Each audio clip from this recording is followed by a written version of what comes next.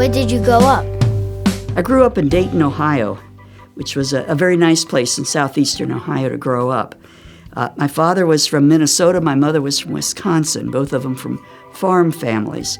And they moved to Dayton during the Depression because my father could get a job in Dayton. And growing up there was great. Went to a very good schools, had a great time in school, went to college at Bowling Green State University. And I left Ohio when I graduated from college. When you were my age, was school different than the school it is now?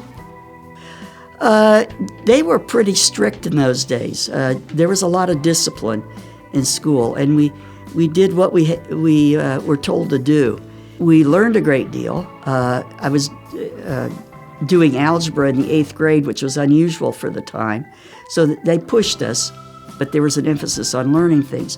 I think today there's a little bit more freedom. Young students have more of opportunity to pursue some of their own interests. There's less emphasis on rote learning, more emphasis on learning by doing something, by experiencing something, by developing critical thinking skills, which is absolutely essential.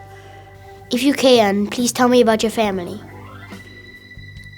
When somebody moves to another part of the country and doesn't have immediate family around them like I do, because my family is scattered from Arizona to Maryland to New Jersey now, you create your own family from your friends.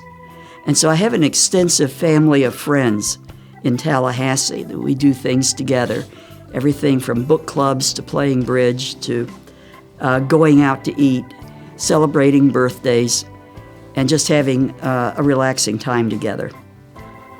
How did you become a teacher? I started out as a teacher.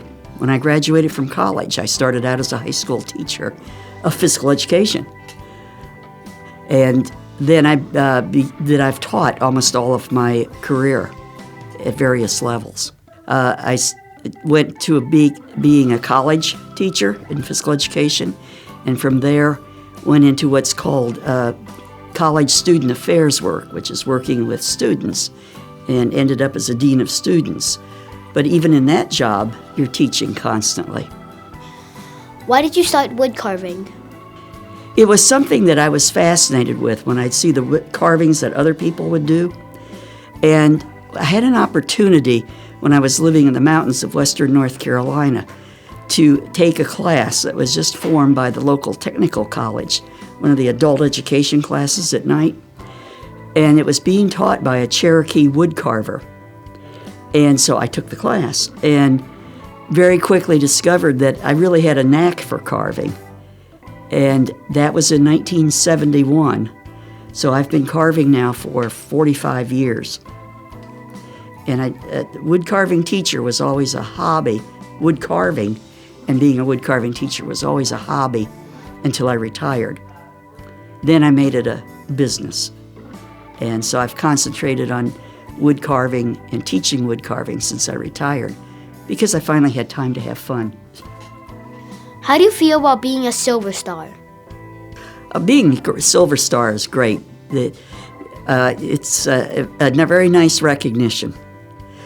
Seniors, a lot of seniors I know, do a lot of work after they retire. I'm especially pleased with all the teaching that I've been doing the last 10 years, and I hope that people do remember me as a good wood carving teacher and just all around as a general decent person. And it's nice to know that somebody recognizes that and is willing to say, nice job.